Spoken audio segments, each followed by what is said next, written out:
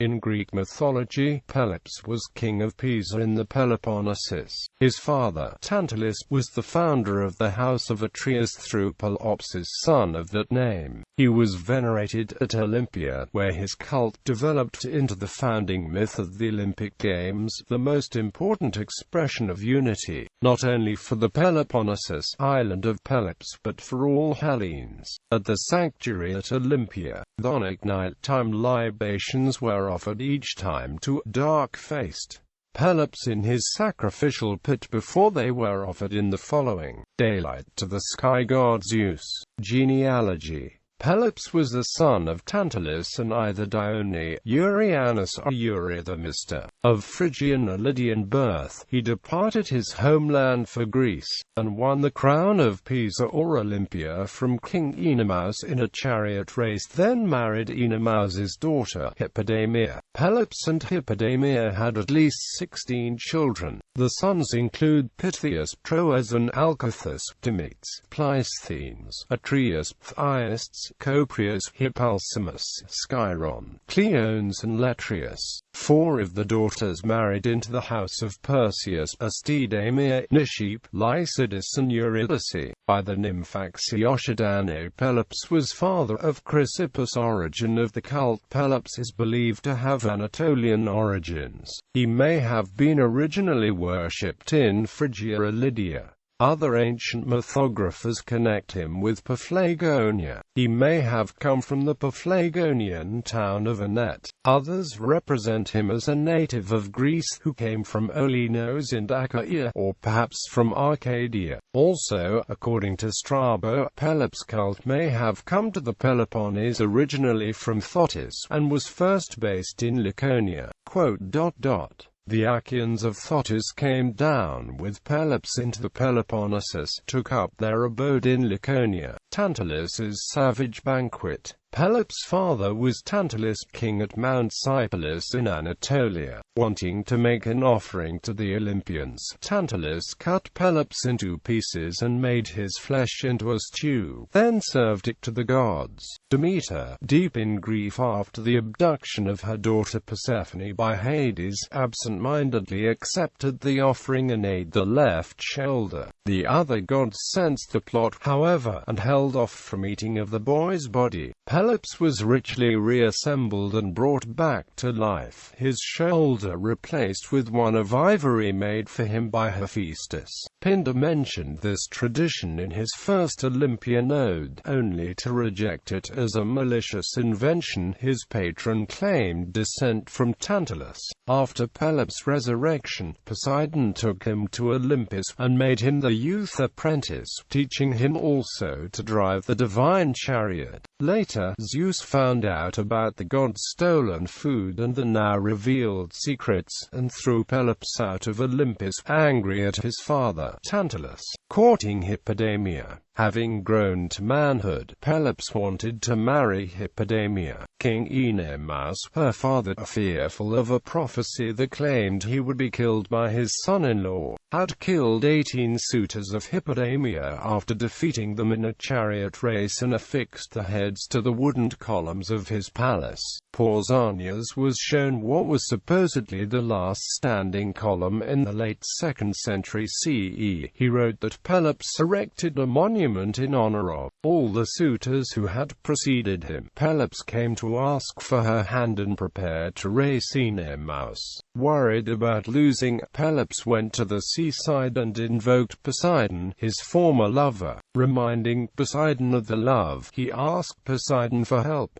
Smiling, Poseidon caused a chariot drawn by untamed winged horses to appear. 2 episodes involving charioteers were added into the plain account of the heroic chariot race. In the first, related by Theopompus, having received the horses, Pelops hastens to Pisa to defeat Oenomaus.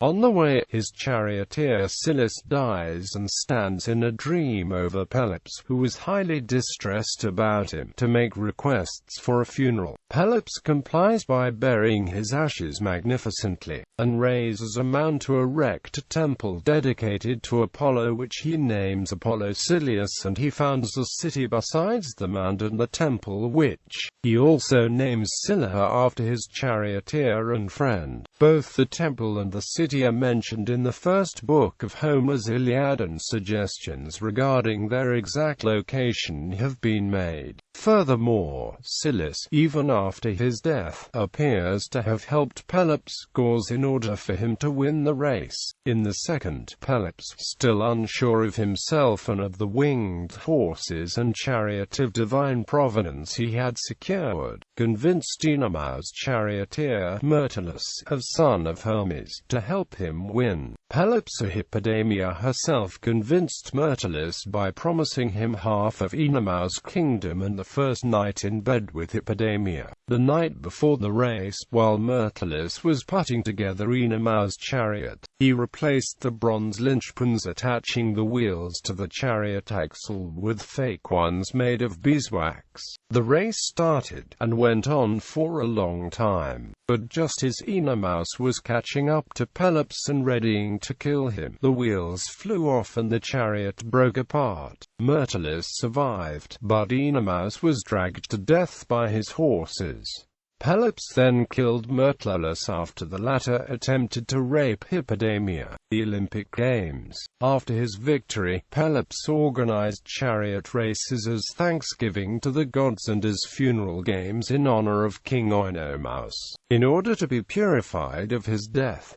It was from this funeral race held at Olympia that the beginnings of the games were inspired. Pelops became a great king, a local hero, and gave his name to the Peloponnese. Walter Burkert notes that though the story of Hippodamia's abduction figures in the Hesiodic catalogue of women and on the chest of Cypselus that was conserved at Olympia, and though preparations for the chariot race figured in the east pediment of the great temple of Zeus at Olympia, the myth of the chariot race only became important at Olympia with the introduction of chariot racing in the 25th Olympiad. G. Devereux connected the abduction of Hippodamia with animal husbandry taboos of Elis, and the influence of Elis at Olympia that grew in the 7th century.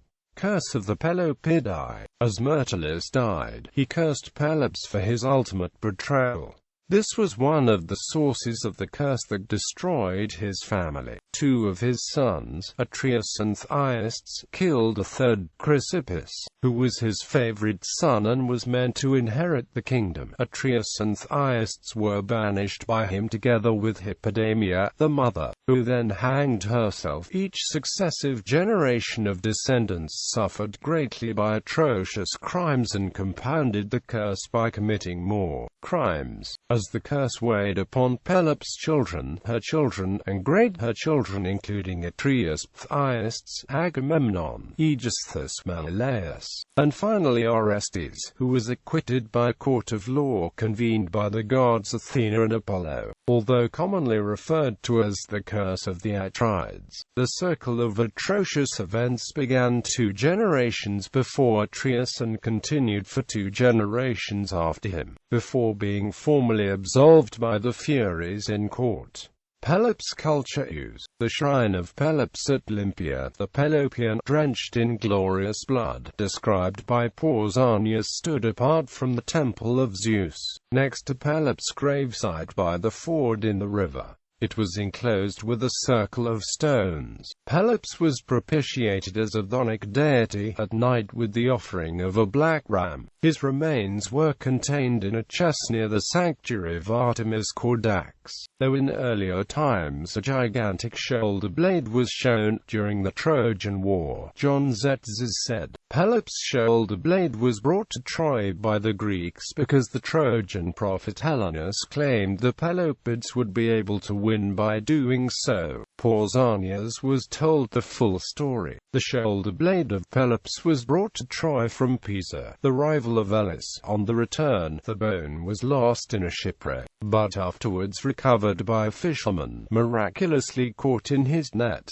Giant-sized bones were and are often found in Greece, the remains of gigantic prehistoric animals. In ancient times there was obviously no knowledge of dinosaurs or mammoths, and such findings were believed to be actual remains of legendary heroes or demigods, and to reflect the supposedly supernatural stature of humans of the long bygone heroic age. The bones' provenance was then determined according to local legends about ancient burials, with political expedience also playing a major role, helped along by convenient dreams, visions of priestly auguries.